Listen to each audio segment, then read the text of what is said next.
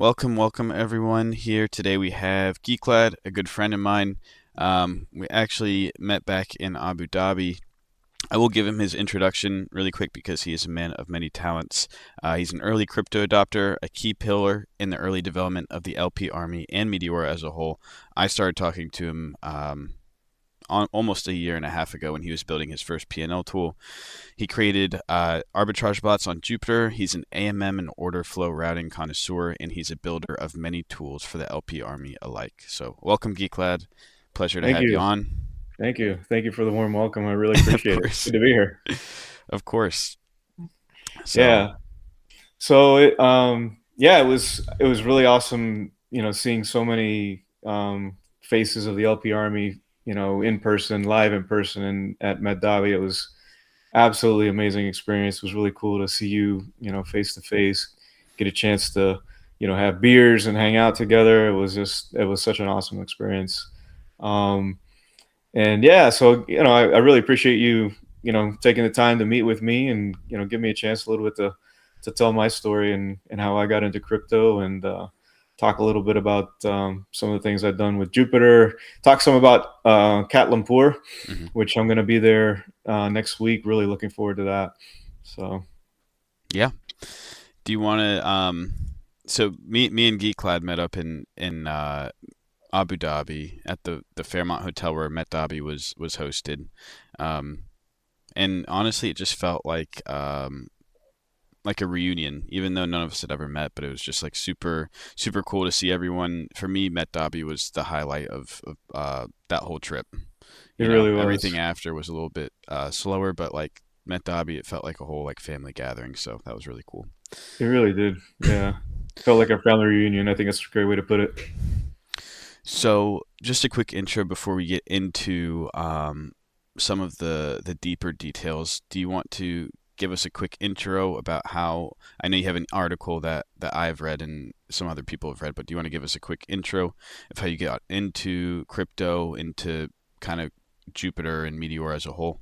Sure, sure. So I guess my crypto story started in about 2017. I started doing GPU mining back when Ethereum was proof of work, and basically whatever I earned from crypto mining, I just put it right back onto the blockchain. So I paid off the video cards and then put the rest of it on the blockchain on Ethereum and just started experimenting with different protocols. So I was using 1inch, DYDX, Uniswap. So I was actually airdrop farming before airdrop farming was even a thing, right? So I got airdrops and all those protocols, and that's kind of how I started building my stacks. Like I never actually put my own paycheck into it.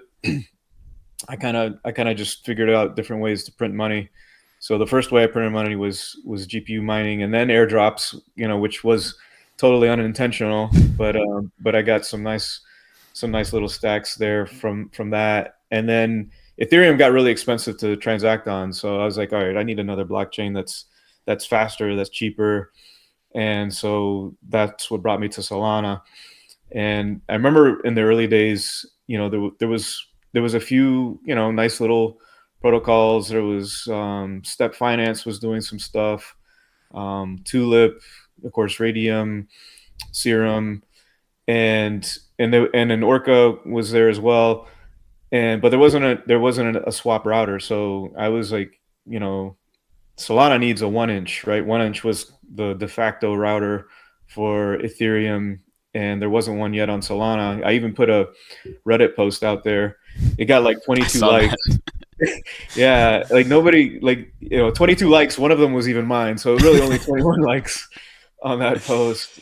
It kind of fell on deaf ears. A few people agreed with me. I think people that understood how swap routers work and that sort of thing, but yeah, it wasn't too long after that Jupiter came onto the scene, and I was like, yes, finally, I got my AMM router, and and then the other thing that I wanted to do, because I've always been kind of fascinated with arbitrage, right? Mhm, Talking about building stacks and creating something from nothing. Arbitrage is a great way to do that, right? Like mhm. you have USDC, you route it through some token, and then you swap to that token, then you swap back to USDC, and you end up with more USDC that you started with. And so, in the early days with Solana, because the routing was a bit slow or whatever the case was. You still had imbalances in a lot of pools, so there was a lot of opportunity for arbitrage. And in fact, in the really early days of Jupiter, you could even perform arbitrage right in the UI. Like there was like a cheat code where you put in like USDC Sol and then or Sol USDC, and then you flip it, and then you could change the second token to USDC so that you had a USDC to USDC swap, and you could swap it, and you end up and you literally printing USDC. It was really cool. Um, and then not long after that, um, Jupiter actually they dropped their SDK. They airdropped their SDK, right? Their software development kit, so that developers could actually perform swaps programmatically. And there was like no announcement. It just I had been like searching npmjs.com for a Jupiter SDK or library, and then one day it just appeared, and the team didn't even announce it. And so I was like, oh man, this is awesome! I can use this to make an arbitrage bot, and I did.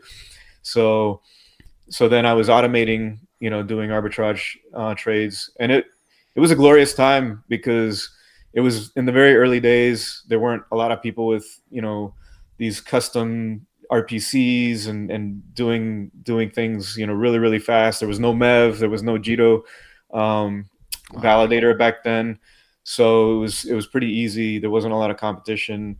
There were a few other people like me that were using the SDK. In fact, I befriended some of them, and we were talking about the different things, and we were actually dissecting the code of the SDK.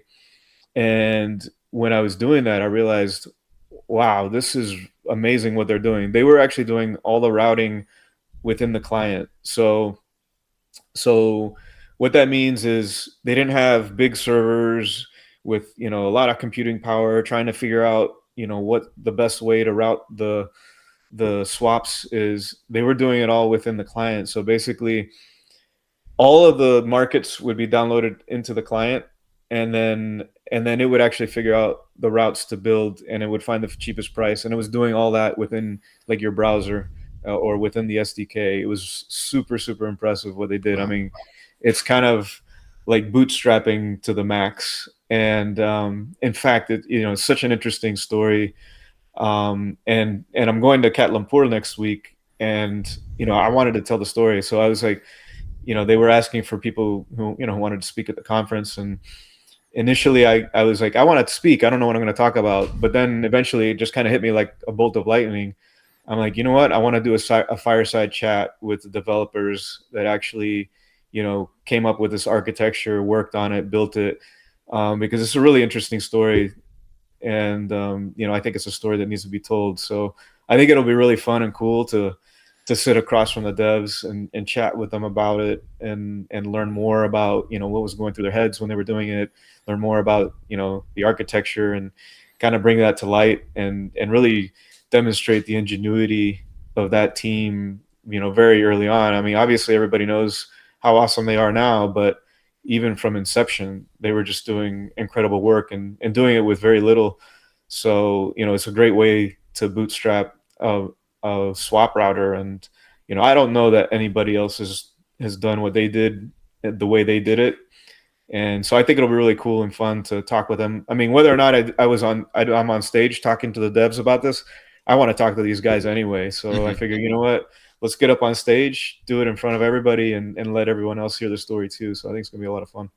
That's very neat. Is there do you know if that's going to be live streamed or? I think it will be live stream, yeah. Okay. So I was talking with the coordinator today. He says they're going to do it on February 2nd. So it'll be in the afternoon, Malaysia time. So it'll be very early hours here in the U.S. I Okay. think when we do it. But yeah, I'm looking forward to it. It should be fun. So, but anyway, I'm still not done with my crypto story. That was kind of the middle of it. So so eventually a Jupiter airdrop came. So I was super psyched for the Jupiter airdrop. I've been a long time fan of Jupiter, been using it a long time. Obviously, I'd been generating a lot of volume with my arbitrage bot, so I was really curious to see what kind of airdrop I was going to get.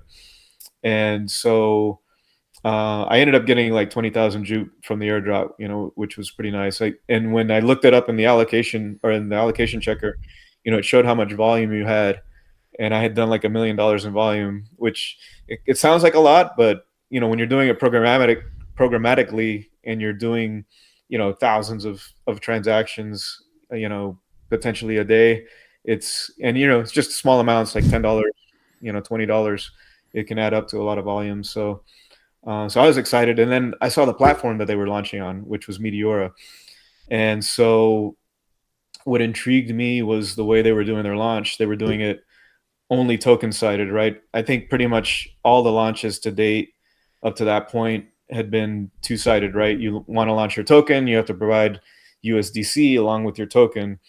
But because of the DLMM, which is where Jupiter launched, they were doing it one-sided. So that's what brought me to Meteora. I was Mm-hmm. really interested in the tech, because for me, it's always been all about the technology, and DeFi, just fascinates me. So, and it's a rabbit hole, right? You find one protocol, takes you to another, and takes you to another. So that's how I came into Meteora. And so, I would join some of the community calls and would listen to Ben Chow talk about the product. And one time, he asked if anybody wanted to come on stage and chat about what they were doing. So I came up, and I showed some of the things I was doing. I demonstrated the volume profile indicator, which really nobody had seen at that point. And then so it was kind of cool to share a little bit of what I was doing, and really the community welcomed me with open arms. And I really felt like I was part of the community at Meteora. And I think one problem I saw early on was, one, the team hadn't built a points checker, and two, LPers didn't know how profitable they were, right? So I ended up creating a tool that would help do both, right? Figure out, all right, how many points, estimate how many points they were earning on fees, and then also show how profitable they've been over time. So I built that tool. I built also some tools to help, LPers find, good pools to get into. And so I just really became involved with the Meteora community. I became a lead at one point. Helped found the boot camps, and so I was involved with them for a while. And then I ended up taking a new job, which kind of really killed my evenings because I was traveling, and so I really couldn't be that involved with Meteora anymore. So I ended up taking a seat down from being a lead, because I didn't think it was fair to the team or the other leads for me to continue. But in August last year, I ended up losing my job. So it was an opportunity to kind of re-engage with the LP Army. And then that's when I decided, well, let me now that I have the time, I don't have a job, I may as well go to Met Dhabi. So it's kind of, I guess, a blessing in disguise, in sorts, right? It gave me the opportunity to really have the trip of a lifetime. Mm-hmm.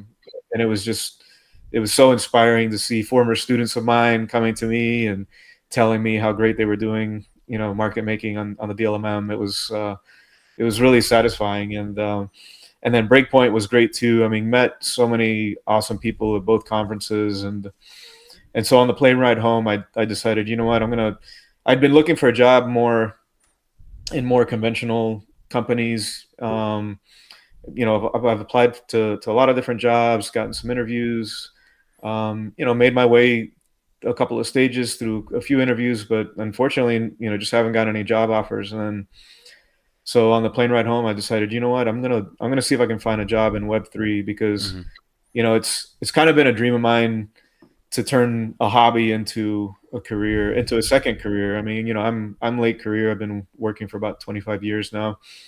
So I'm looking to start a second career in crypto, so, and blockchain. So I've um, I've started. I actually had an interview yesterday with a company. So we'll see how things go, and see if something comes of it. But I think I'll find my place. I think Mm-hmm. something will happen soon. I'm big believer in karma, and I think if you do good things for people, good things will happen to you. So we'll see. I think something hopefully will happen soon here in the next couple of months. I agree. I agree. Is there any way I was really interested when you first started exploring like these routing mechanics. Hmm. Early on, you mentioned radium. Were there like a lot of pools? Were there like a lot of pools to route through, or was it kind of sparse? Like obviously there wasn't like the DLMMs back in the day or pump Right, swap or any of that stuff. right. Yeah, it was pretty sparse. There were, you know, I mean, of course, now you have probably thousands of tokens coming out daily. The volume of new tokens wasn't that high, and then the the pools that had relatively good liquidity in them were kind of few and far between. So I think that's one of the reasons why it was easy to perform arbitrage, because Hmm.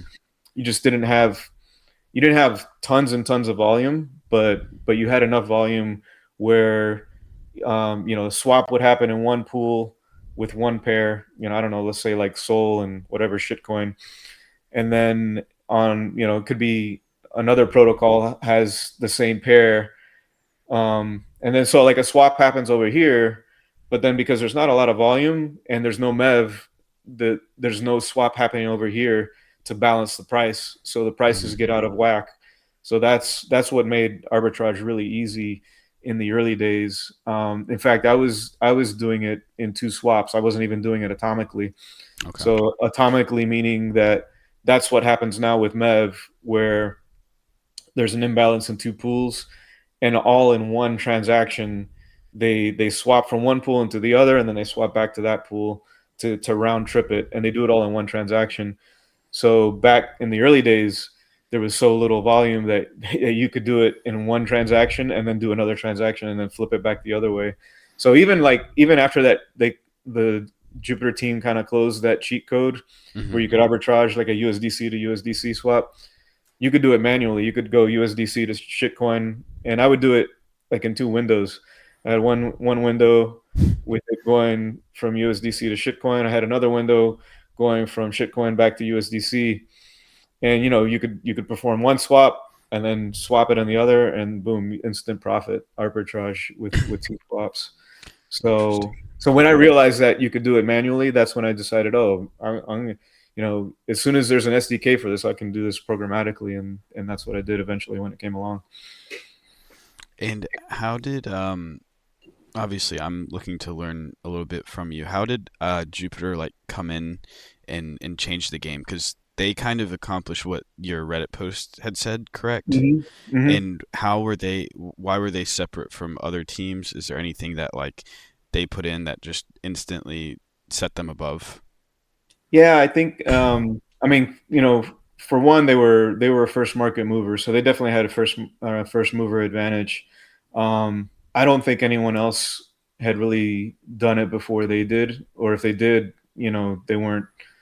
Maybe they were kind of more in the shadows.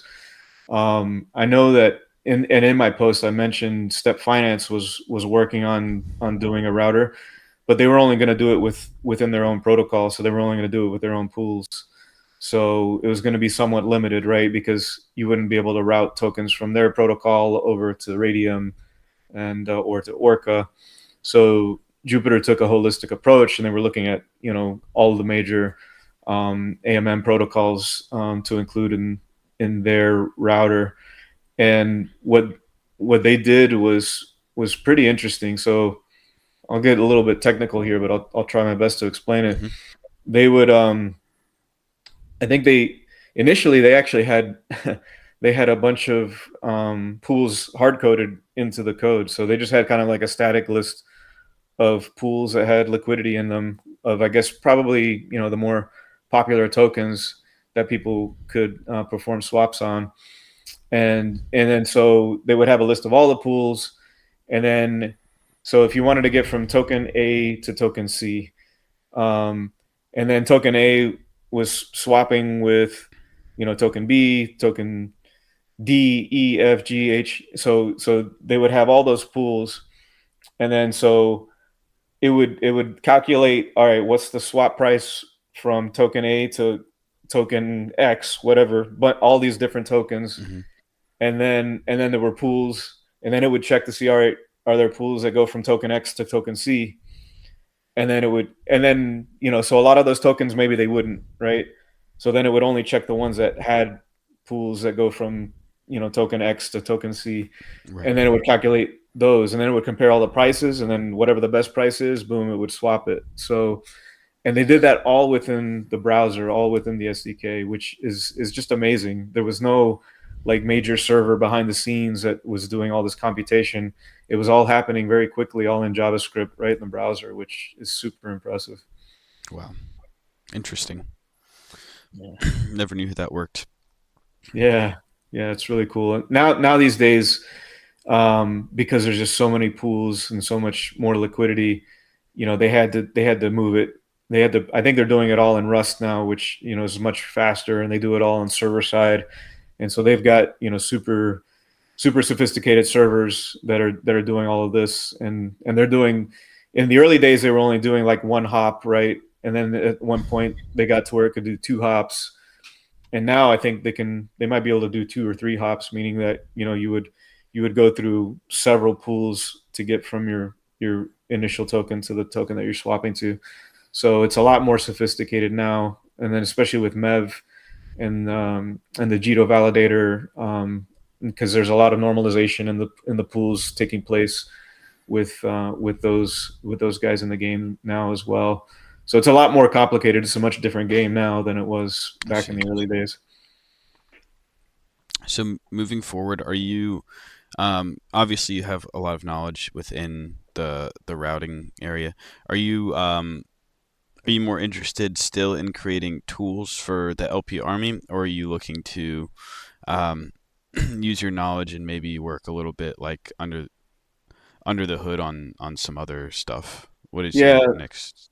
it's a good question. I think I think the LP Army community at this point, there's a lot more pretty savvy developers out there creating some really cool tools. So Hmm. I don't know I don't know that there's a need for me to really do that anymore. Yeah. Um, I am trying to work on a few things on my own. I'm in like in a small startup. They're also kind of side hustlers like I was back when I was working, and we're all kind of we've been side hustling in this little startup, and so we've been working on a few things. We are working on trying to see if we can build sort of an LP automation tool. I know there's a lot of them out there, so it's a little bit of a crowded space. But the other thing I'm working on is trying to develop a real a more robust tool for P&L tracking and also for cost basis tracking for people to use for tax purposes. Hmm. There's a few there's a few packages out there already doing this. The problem is that for somebody who has thousands of transactions in their wallet, the packages can be pretty expensive. Yeah. So, um, so I want to see if I can develop something that's less expensive. Try to compete with them. So I'll probably start on the higher end first, like Hmm. you know, compete with them on with wallets that are like in the hundreds of thousands of transactions, and then maybe work my way down. But I think it's going to become more of a problem, especially for Solana, because it's so cheap to transact on. It's so fast to transact on. It's pretty easy for someone to rack up tens of thousands, if not hundreds of thousands of transactions in Oh their yeah. wallet over the course of a year. So I think more and more cost basis tracking and tax tracking is going to be more of a problem. So that's something that I've been working on, kind of from my learnings of the P&L tool that I built, and learning how to parse transactions. So the first version, I'm going to do just Meteora and Jupyter swaps, and then probably also go with Radium, Orca, start hitting the other major protocols, to bring in more and more into the tool for tracking. So it's still very, very early stages. Just kind of working on the back end of downloading all the transactions, indexing them, and doing the cost basis analysis. So it's slow but steady progress there. But I think I also want to try to find kind of a full time job at a Web3 company. Doing what exactly? I don't know. So my professional background has always been in data analysis analytics. I have a master's in applied data science as well.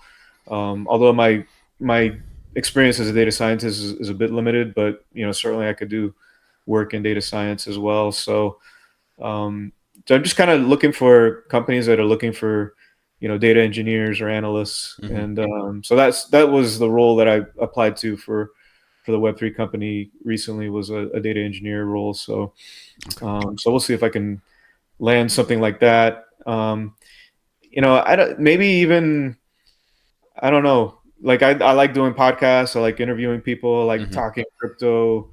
Maybe I can land some kind of role like that as well. I'm gonna try to do more of what you do, and maybe try to do some videos on just teaching people about blockchain technology and things like that. I think it's really cool. It's interesting, and I think you're providing a great service to people by teaching them things that they don't know. So. Yeah, I think he definitely should. Um, I was going to ask you as well. Where do you see the future? Obviously, we went to the Meteora event. We met some of the Jupiter people. It seems like these communities really stick out in terms of being really like strong and um, tight knit together.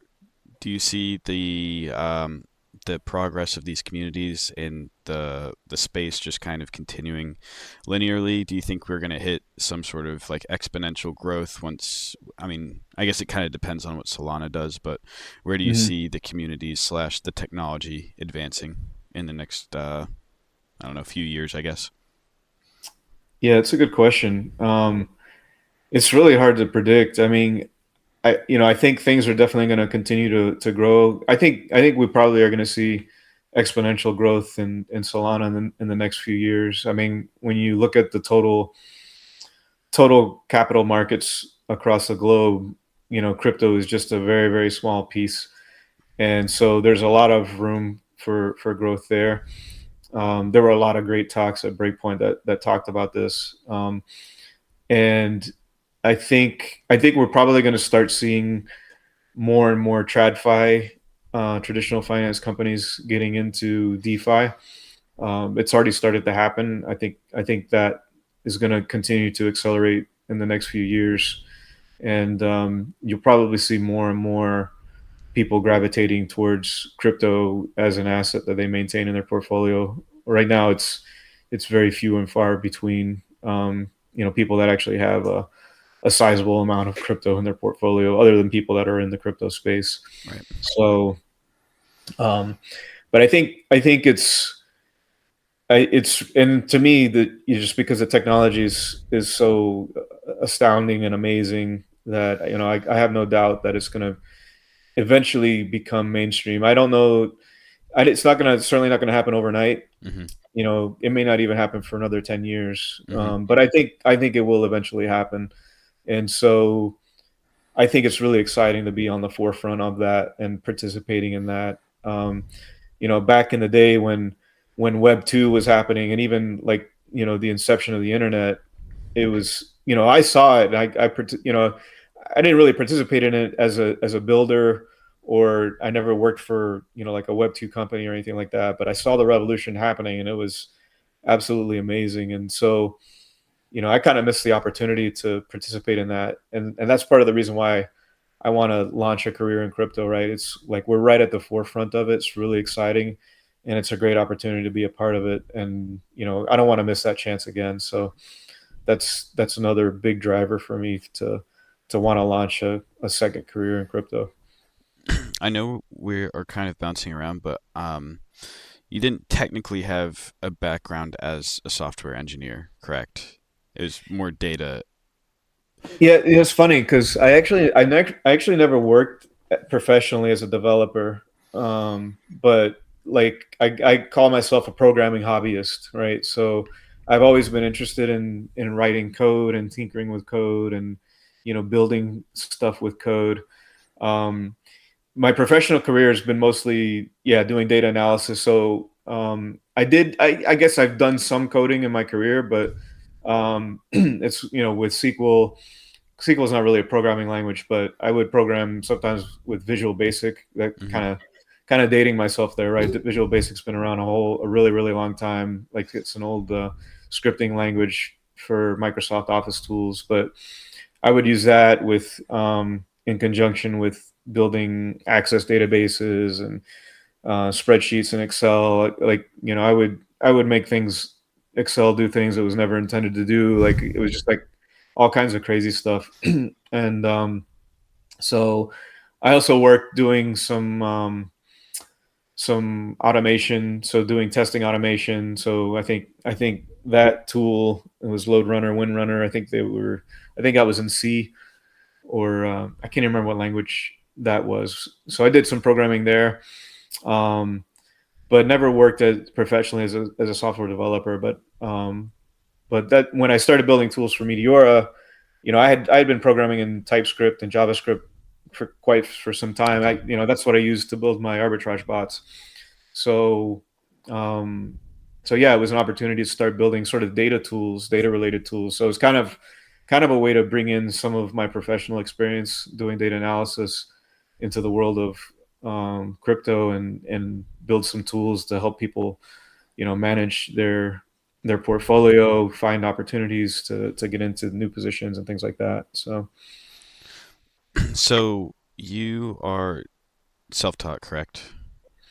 yeah, pretty much. Well, like so my I have a bachelor's in computer engineering Hmm. um, that I got, in the prior millennium, a long time ago, um, and from the University of Florida. Go Gators!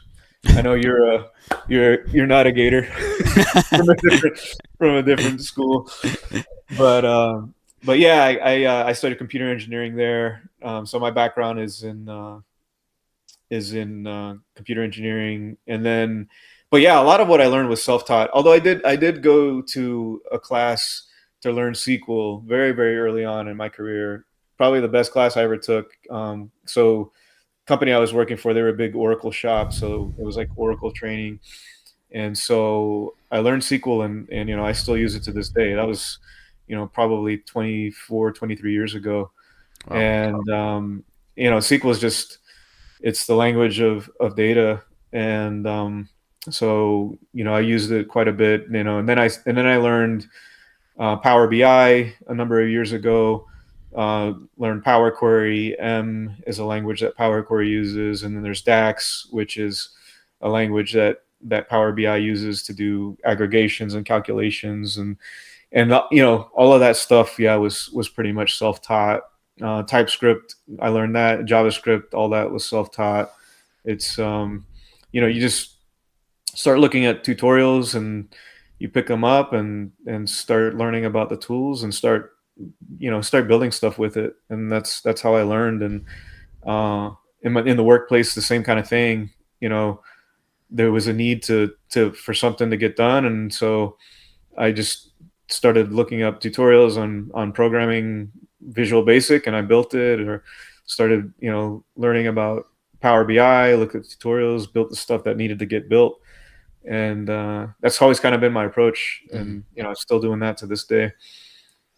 Well, you kind of answered it, but I was kind of going to lead into, is there maybe not specifically programming, but anything like crypto related? You seem like you are a very good learner.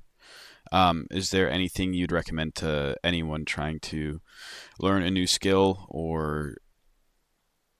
Yeah, so I think one thing I would recommend to people is, don't start off by vibe coding. Like don't try to do things if you have no background or experience in programming.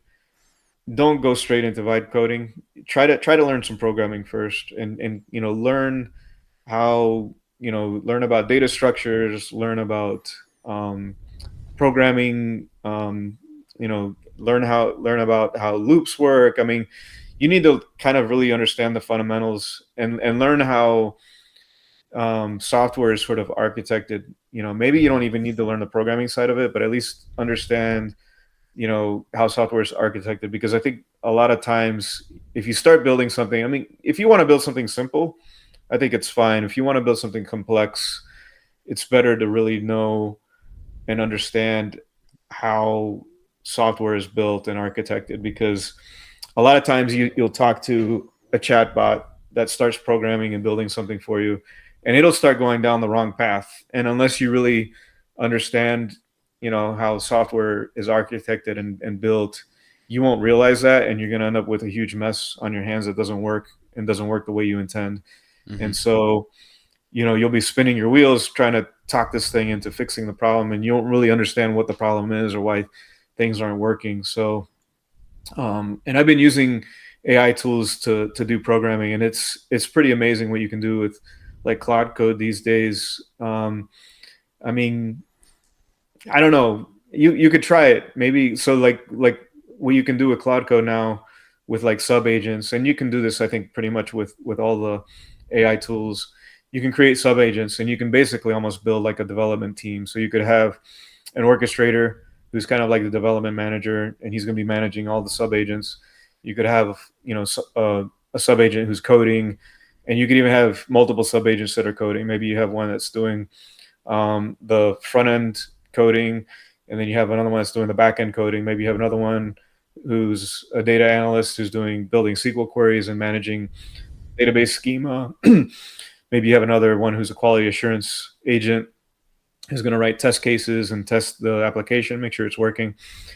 And so it's pretty amazing. Like you can have a virtual development team that's building the tool for you. Wow. But if you don't know any of those roles and how those roles work together, you're not going to be very effective in building a good development team and instructing that team in doing what they need to do to build the product that you want. So I think it definitely helps to have some knowledge of that. And maybe there are some good tutorials out there that explain how to sort of build this virtual development team. Hmm. Maybe you can get by without knowing programming, as long as you know what each agent's doing, and you're able to kind of understand when there's problems, how to direct them to correct those problems.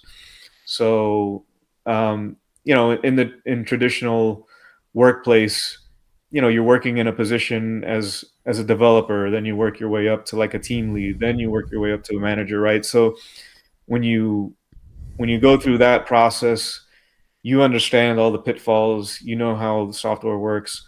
So you could then become a very, very effective, um, you know, manager of a virtual development team by using an AI tool. So I think those people who have gone through that progression Hmm. and have gotten to that point, those are the people that are going to be very, very effective with AI and are going to build some amazing things with it. Okay.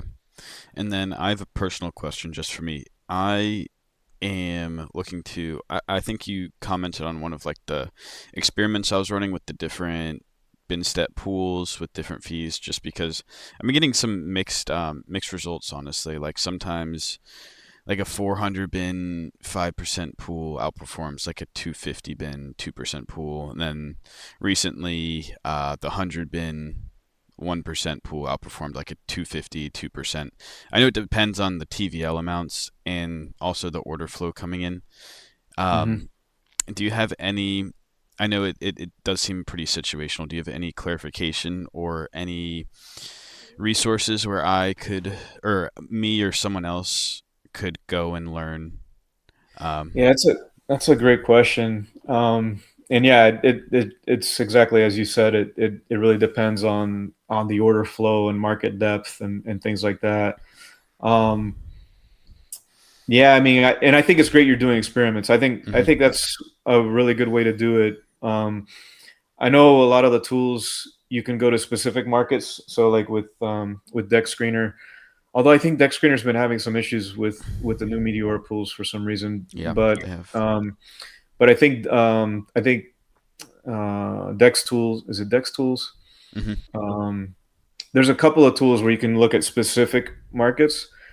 So one thing you could do is maybe look at the specific transactions that are hitting that market, get a sense for like the size of the orders and things like that. And then you could also compare that to the overall. So like go to GMGN or Right. or another tool or Bird Eye where you can see all the transactions, and then maybe you can get a sense for like the average order order size. Hmm. So, excuse me.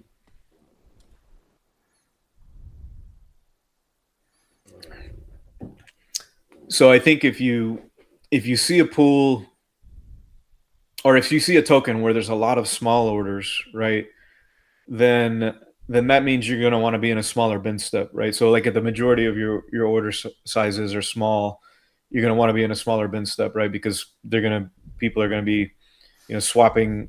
There'll be a lot of swaps happening within like Hmm. small ranges, right? So like for instance, if you're looking at a 20 bin step versus a 100 bin step, and there's a lot of small orders, the 20 bin step's probably going to win, especially if there's a decent amount of capital in that market, because you know within 20 steps, Hmm. with 20 bin step, you could have five swaps before you're into the range of hitting another bin in the 100 bin step. And so if there's a lot of oscillation within that, within those five bins in the 20 bin step, you're definitely going to capture a lot more volume there. Um, so yeah, it really depends on the price movement and the order flow.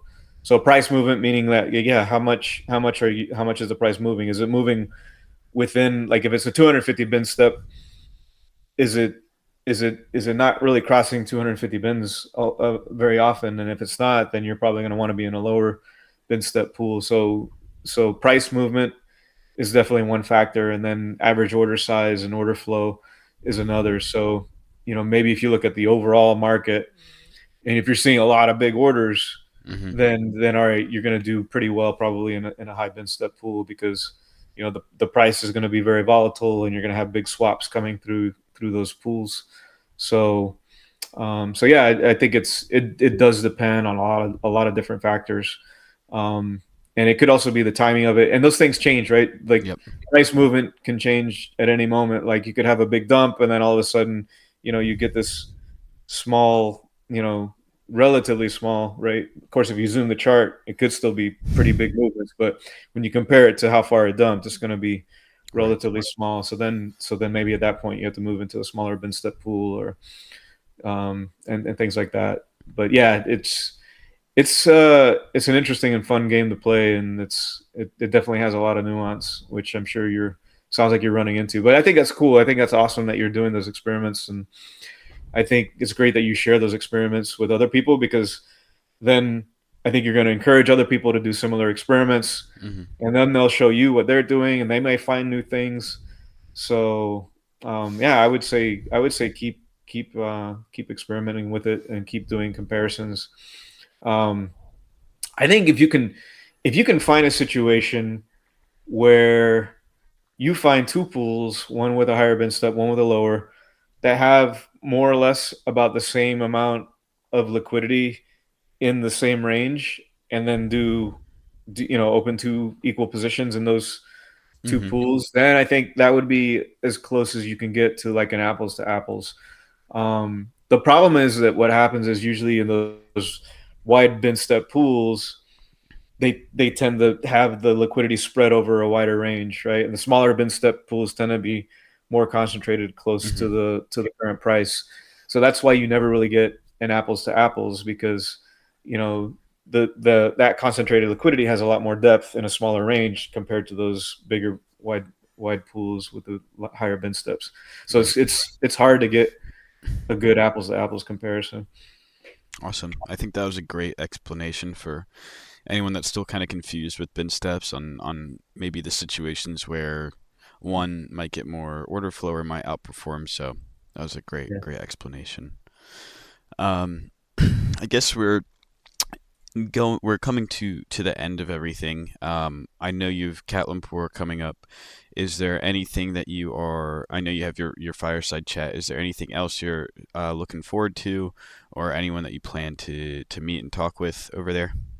Yeah, I mean, uh, the fireside chat I think is going to be awesome. I'm really looking forward to the opportunity of meeting these guys face to face, talking to them, and learning more about the whole thought process, and just the adventure that they went on in developing the early version of Jupiter. It's a story that I want to hear directly from them. And then of course all the celebs, right? Cash and Meow, and hopefully see the Meteora guys out there again.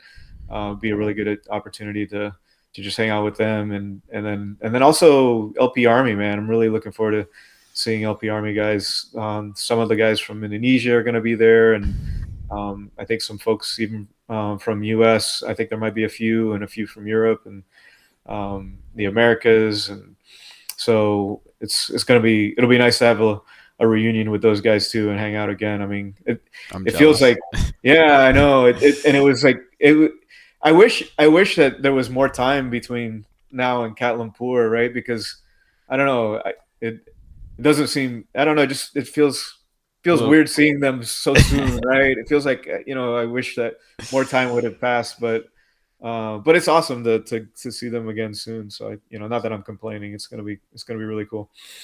yeah, Yeah. yeah. Okay, and then I guess is there anything coming into here that you wanted to discuss, or have we covered most of it? I think we covered it, man.